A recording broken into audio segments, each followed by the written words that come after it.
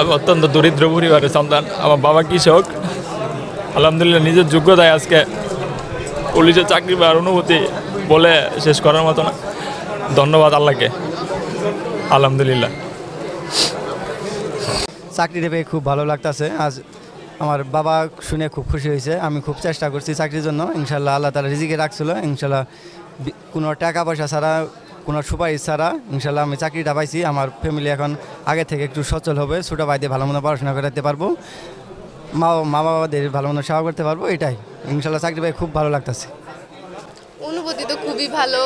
এইভাবে 120 টাকার বিনিময়ে যে চাকরি হয় সেটা আমি পেয়ে বুঝলাম। অনুভূতি খুবই ভালো। আর যেহেতু ফ্যামিলির একমাত্র সন্তান, এই জন্য চাকরিটা খুবই প্রয়োজন ছিল। চেষ্টা করছি, আলহামদুলিল্লাহ হয়ে গেছে। এই ছোট থেকেই খুব ইচ্ছা ছিল এই ডিফেন্সের পুলিশ লাইনে আসার জন্য। আলহামদুলিল্লাহ চাকরি হয়েছে। ইনশাল্লাহ আমি আমার ফ্যামিলির পাশে সর্বোচ্চ সাপোর্ট হিসেবে থাকার চেষ্টা করব। সবাই দোয়া করবে। বান্ডেল থাকলে প্রতি সেনমানিতে টাকা বাঁচবে। বিকাশ সেনমানি বান্ডেল কিনে জিতুন প্রতি লেনদেনে। আমাদের এই জুনিয়র সদস্যরা কনস্টেবল আর টিআরসি এর মাধ্যমে নির্বাচিত হয়ে থাকে। এখানে তাদেরকে 7টি ধাপ পেরোয়ে তাদেরকে লিখিত পরীক্ষা অবতীর্ণ হতে হয়। তারপর লিখিত পরীক্ষায় পাশ করলে তখন তাদের ভাইবা পরীক্ষা হয়। এই 7টি ধাপের মধ্যে আপনারা জানেন ফিজিক্যাল পিইটি বলে, ফিজিক্যাল এন্ডিউরেন্স টেস্ট, এটি দিতে হয়। অর্থাৎ যারা এই প্রাথমিকভাবে যে 32 জন নির্বাচিত হলো তারা অত্যন্ত ফিজিক্যালি এবং মেন্টালি এরা খুবই সাউন্ড এবং এরা কম্পিটেন্ট। এবং এরা যাদের সঙ্গে টোটালি 2734 জন এখানে অ্যাপ্লাই করেছিল প্রাথমিকভাবে শুরুতে, তাদের মধ্য থেকে প্রায় 705 জন লিখিত পরীক্ষা দিয়েছিল। সেখান থেকে 188 জন লিখিত পরীক্ষায় চূড়ান্তভাবে নির্বাচিত হয়।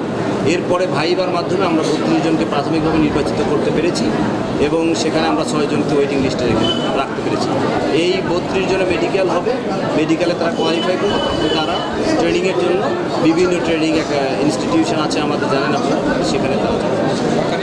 আর এখানে তাদের কোনো টাকা পয়সা, আপনারা জানেন যে আমরা বারবার বলেছি, কোনো ধরনের ইলিগ্যাল লেনদেন যদি করে থাকে তাহলে আমরা তাদের নাম ঠিকানা দিলে আমরা তাদের বিরুদ্ধে আইনগত ব্যবস্থা গ্রহণ করব।